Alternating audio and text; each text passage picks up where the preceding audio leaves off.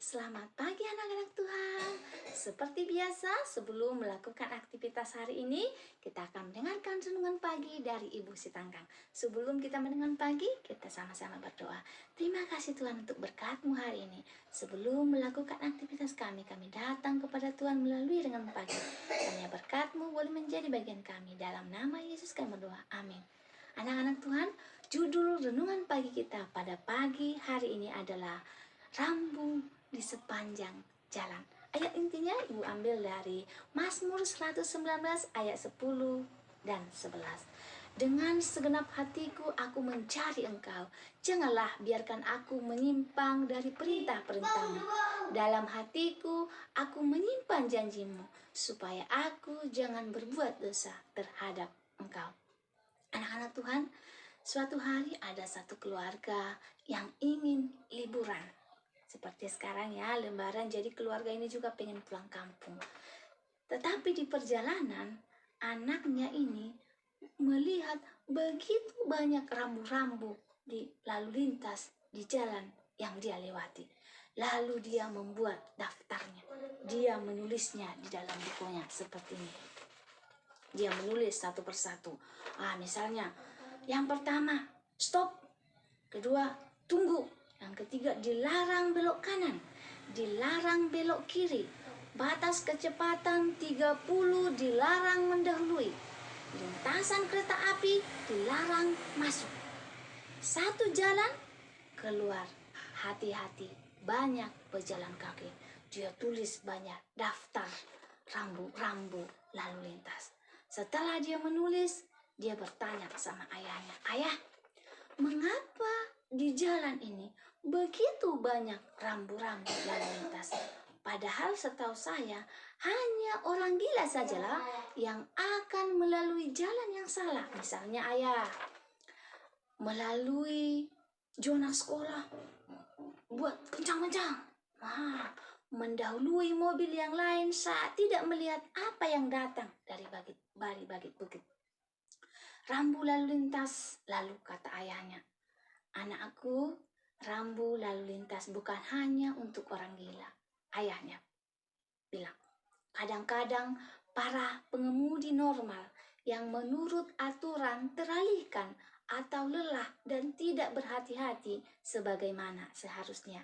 Departemen lalu lintas menaruh rambu-rambu jalan ini untuk mengingatkan kita bagaimana supaya tetap aman dan tiba di rumah dengan selamat. Hukum itu bukan hanya bagi pelanggar hukum. Hukum membantu para pelaku hukum mengetahui apa yang harus dilakukan dan apa yang tidak boleh dilakukan, agar mereka bisa mengemudi dan bertanggung jawab. Itulah tepatnya guna dari hukum. Hukum Allah juga seperti itu. Apa? Kata anak tadi, hukum Allah. Iya, hukum Allah ada 10 hukum Allah yang membantu kita mengasihi dan menaati Allah, mengetahui apa yang benar dan apa yang salah, mengajarkan kita bagaimana hidup ketika dosa mencoba membingungkan kita dengan kebodohan-kebodohan yang menyakitkan atau janji-janji palsu. Sekarang, kapanpun anak itu melihat rambu-rambu lalu lintas di jalan, ketika mereka pergi naik mobil, anak itu menjadi senyum. Sebagai pelaku hukum, aku suka ada rambu-rambu yang membantuku tetap aman sampai tujuan akhir. Dalam kehidupan, aku melihat 10 hukum Allah memperhatikan betapa Allah mengasihiku dan bagaimana Ia ingin aku menjalankan kehidupan yang sehat dan bahagia. Menaati 10 hukum itu seperti berkata, "Aku mencintaimu kepada Tuhan." Anak-anak Tuhan, hukum itu kita perlukan. Rambu-rambu lalu lintas kita perlukan supaya kita tetap aman sampai di rumah.